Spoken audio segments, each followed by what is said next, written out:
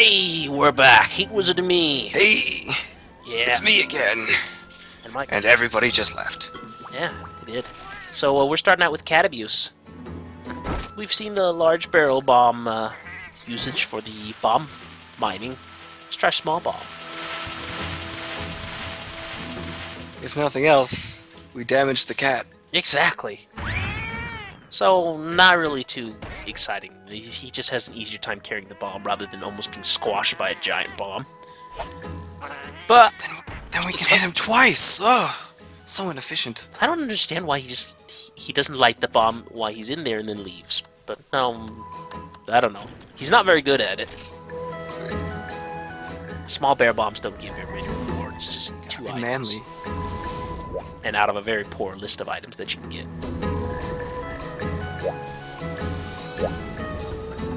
But yeah.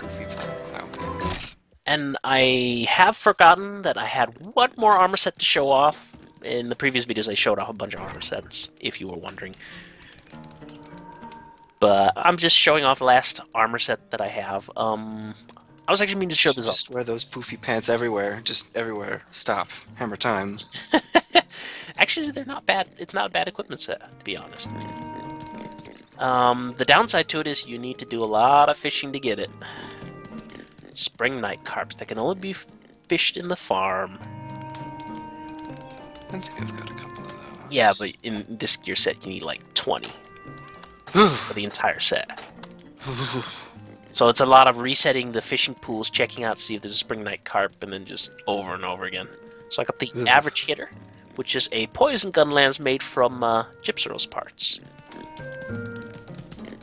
It's very It's cylindrical. And it's a terrible gun lance. Horrible. Absolutely terrible. The poison attribute, actually, you know, all gun lances with its status elements, or status effects, are horrible. Absolutely dreadful.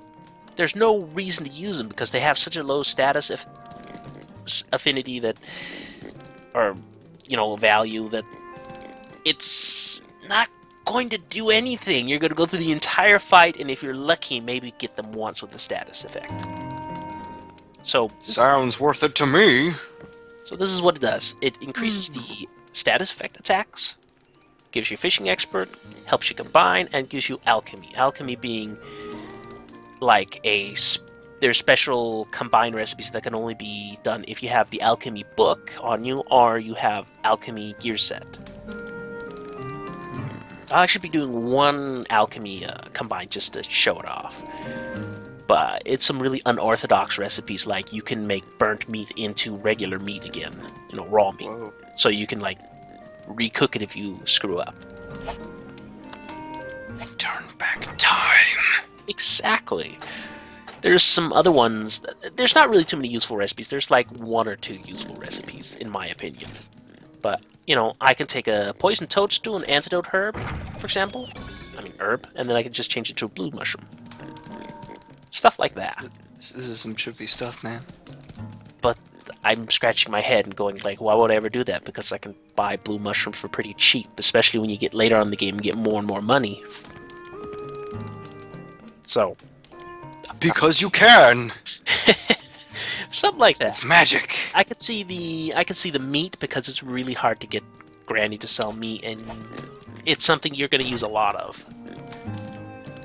And there's like an ammo type where you can like you take one piece of, I think it's like one ammo combine item, and then you use another combine item with it, and then you make double the amount.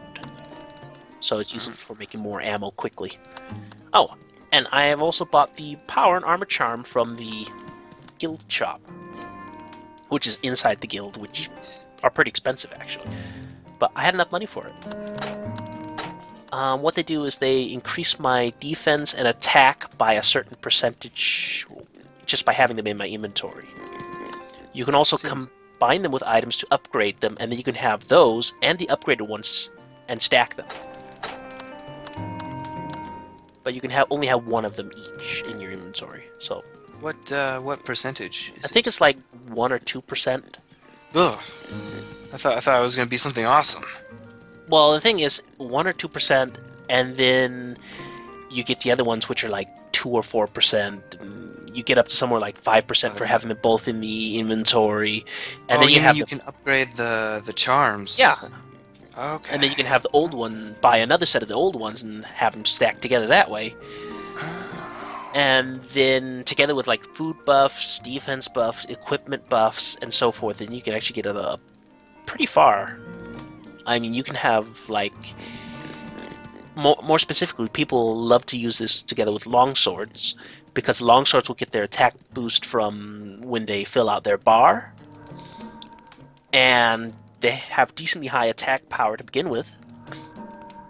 And then the charm just is worth even more. Charms and the food buffs, and they take a power pill on top of that, and really early on in the beginning of the game, they can just get like 1,000 attack power. That's a big number. Yeah, it's a lot considering like early on you're only around like 500 or 600 attack power, and then you can boost it up to 1,000 real quickly. Oh, and just for those wondering, remember when we were talking about we weren't sure what the buffs stacked with what? Well, demon drugs does not stack with the food buff. The food buff counts as like a demon drug or an armor drug. So you're wasting stuff, but you can stack power pills, and you can stack the inventory buffs with everything, and you can stack the equipment buffs together. But oh, and this is the mission we will be doing. Twin Velocidrome. It's like one of the first missions where they send you up against multiple monsters on your hunt. But it's Velocidrome, so it's really more like you're fighting 2/5 of a monster. Exactly. But you know, they're easing you into it, getting you used to the idea. Intro to multiple fighting. Yep. And again, gonna do a little jump cut up to the Velocidrome. And as you see, I've actually used the Psycho Serum to see where they were. Get him with your fish pants. Pretty much. But again, it's because it counts it like this. Food buff is a permanent drug until you die. The same goes for like demon drugs and armor skin drugs. They're there until you die. And power pills and just eating the power armor seed is a temporary buff that lasts for 1 to 3 minutes or something like that. Oh, so it's all kind of duration based? Yeah, it's all duration based, and you can't stack two of the same duration based things.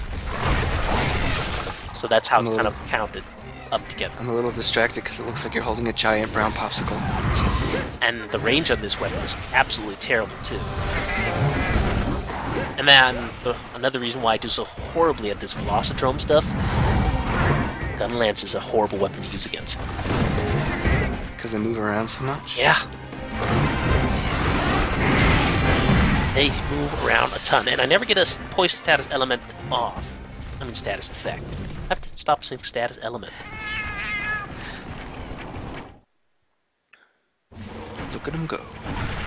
An interesting fact, it's not just a thing that flips up with this, it kind of bends up with this when you use the Wyvern's Fire. Well, it's cool.